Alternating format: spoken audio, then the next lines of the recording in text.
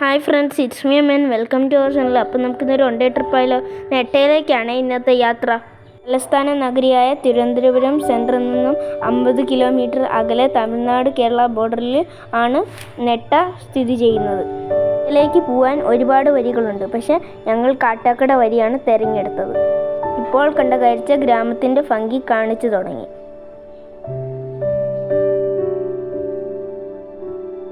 ഇതൊരു പുതിയ കാഴ്ചയായിരുന്നു.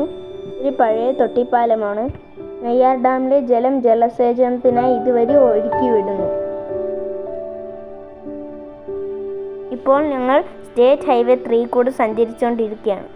നെടുമങ്ങാടിനെയും തമിഴ്നാടിനെയും ബന്ധിപ്പിക്കുന്ന ഒരു മലയോര ഹൈവേ ആണിത്. റോഡൊക്കെ നന്നായി മെയിൻറ്റെയിൻ ചെയ്തിട്ടുണ്ട്. ഇതിൻ്റെ ഇരുവശങ്ങൾ പച്ചപ്പ് കൊണ്ട് നിറഞ്ഞിരിക്കുന്നു. നഗരത്തിൻ്റെ തിരക്കുകളിൽ നിന്നും ദൃശ്യഭംഗി ആസ്വദിക്കാൻ പറ്റിയ നല്ലൊരു സ്പോട്ടാണ് നെട്ട. ഈ ഹൈവേ വഴി സഞ്ചരിച്ചാൽ നമുക്ക് വെള്ളർടെ എത്തിച്ചേരാം.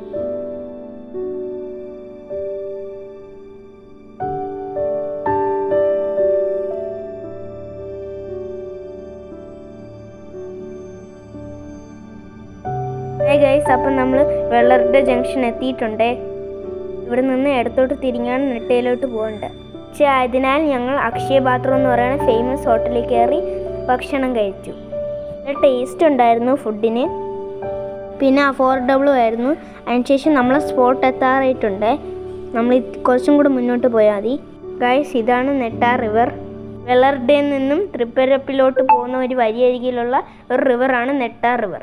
കന്യാകുമാരി ജില്ലയിലാണ് ഇത് സ്ഥിതി ചെയ്യുന്നത്. കേരള തമിഴ്നാട് ബോർഡറിൻ്റെ അടുത്താണിത്. ചിറ്റാർ ഡാമിൻ്റെ റിസർവോയറാണിത്.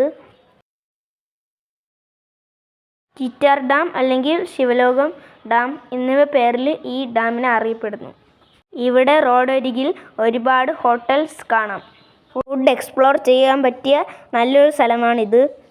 ഈ പുരയിൽ നിന്ന് പിടിച്ച മീനുകൾ തന്നെയാണ് ഇവിടുത്തെ ഹോട്ടൽസിലും യൂസ് ചെയ്യുന്നത്. അതിനുശേഷം ഞങ്ങൾ ഒരു പൈനാപ്പിൾ തോട്ടം കണ്ടു.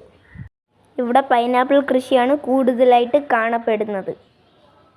തിരുവിതാംകൂർ മഹാരാജാവിൻ്റെ കാലത്ത് മണ്ണുകൊണ്ട് നിർമ്മിച്ച ഡാമാണെന്നാണ് ഇത് അറിയപ്പെടുന്നത്.